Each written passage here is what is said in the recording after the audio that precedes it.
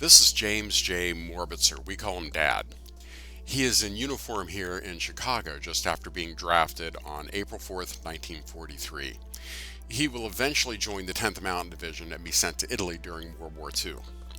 Up until I was 17, this was about all I knew about his time in the war. At 17, I learned by chance that Dad climbed Riva Ridge in Italy during his time there. One evening, I took a phone message from a man who called our house looking for Jim Morbitzer. I took the man's name and number thinking that it was a waste of his time to call. Dad never took calls at home and didn't return phone messages. He returned this one, which turned out to be his sergeant from the 10th Mountain Division, who asked, "Jim, do you remember what you were doing 40 years ago today?" Dad replied, "I was climbing Riva Ridge with you." And that started my journey. I tried to ask him about it, but it didn't get me anywhere. Dad never spoke of his experiences during the war, which is common. He told me later he never wanted to romanticize war. He thought it was an awful thing that young men were ripped out of their homes to die for some fat old man's ego. I believe I was in my 30s when I found out Dad was awarded the Bronze Star with oak leaf clusters. Dad didn't want the medal. He didn't want the citation. The medal was lost to history, and I'm told he threw the citation away, and one of his siblings had to dig it out of the trash. Requests from relatives turned up nothing.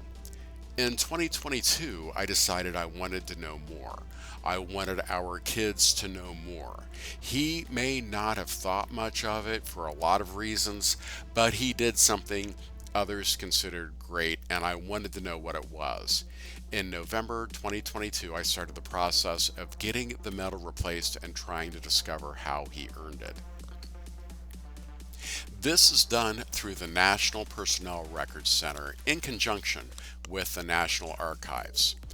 The information they wanted was extensive and detailed. Things like his address when he was drafted, where he worked, his mother's name, his social security number, and his draft number. Through a lot of online digging and Ancestry.com, I found it all. Now, this sludge is to discourage stolen valor. Stolen valor is the act of fraudulently claiming to have served in the U.S. Armed Forces or to have earned military decorations. It's not only detestable, it's a federal crime. The process to get the medal replaced took 2 years. Imagine how excited I was after waiting all that time when the medal arrived in the mail. Then, my immediate disappointment when I discovered there was no citation. I still had no idea why he was awarded that medal. Well, thank goodness for social media. There are social media groups associated with the 10th and their descendants. The group highlights and celebrates their achievements. They directed me to Kelly Schmidt of the Denver Public Library. The Denver Public Library houses the archives for the 10th Mountain Division because they were stationed there. Kelly is the archivist, and she sent me Dad's entire war record in summary. Now, it wasn't much, and honestly, I still can't make heads or tails of a couple of the pages, but it was everything I needed. Those social media groups are also where I found out the Descendants were organizing a tour to retrace the men's steps all the way to the last battle in Torbole. The 10th Mountain Division transferred to Camp Swift, Texas from Colorado for regular ground training in June 1944, and Dad was assigned to the division there. The word on his paperwork was assigned. Dad always said it was an all-volunteer division, but he never volunteered. Everyone on our tour said their dads, uncles, grandfathers had to apply and provide 2 letters of recommendation. They also needed some experience in the field. Rock climbing, skiing, hiking, things like that. Growing up on South 17th Street in Columbus, Ohio, Dad had none of that. The 10th Mountain Division Medical Battalion departed Camp Swift by train on Christmas Eve, 1944. They arrived in Camp Patrick Henry, Virginia on December 27th. At Camp Patrick Henry, they made final preparations for deployment for security reasons. The men did not know where they were headed until they were well out to sea. They set sail from Hampton Roads, Virginia, January 6, 1945, on board the transport ship USAT General Meigs. Dad always said everyone was sick constantly on the trip over. Now, before you go looking on a map, Hampton Roads, Virginia isn't a road. It's not even a town, but a channel that a number of rivers empty into to become part of the Chesapeake Bay. The ship arrived in Naples, Italy, January 18th, 1945. The fighting was constant.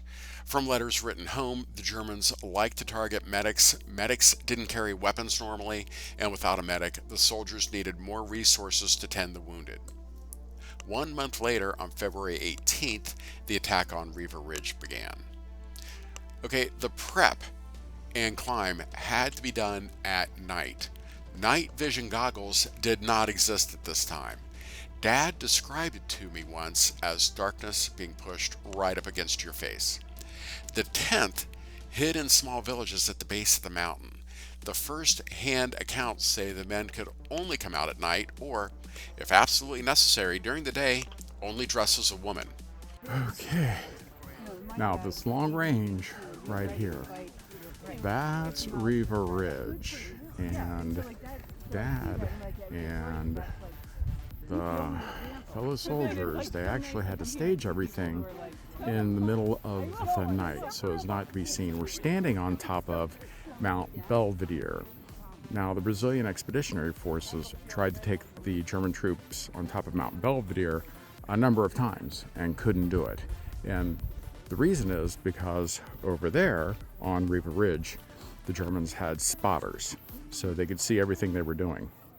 That's why everything had to be staged at night, and that's why they had to call in the 10th Mountain Division. The 10th had to take Riva Ridge first. Riva Ridge is actually a series of peaks, and after great study, the commanders found 5 routes up. They didn't just climb it or climb it just once. They developed a tramway for each route, which was run by a small motor to get the wounded and equipment up and down the mountain, but the men actually had to do the climb. They had to climb it. One report said they had to climb it up to 4 times that night. They allowed us to ascend one of the routes, which coincidentally was the route Dad took according to our best records and the local historians. This was the hardest hike Teresa and I had ever done.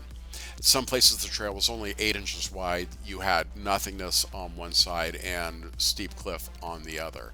At one point, the guide announced, "Now here you may have to use your hands and knees." This was not in the brochure.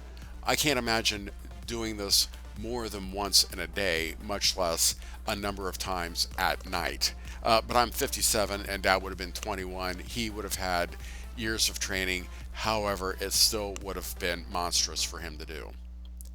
It was amazing to see some of the same structures he would have seen and pass the same buildings he would have passed on the way up. They're still there.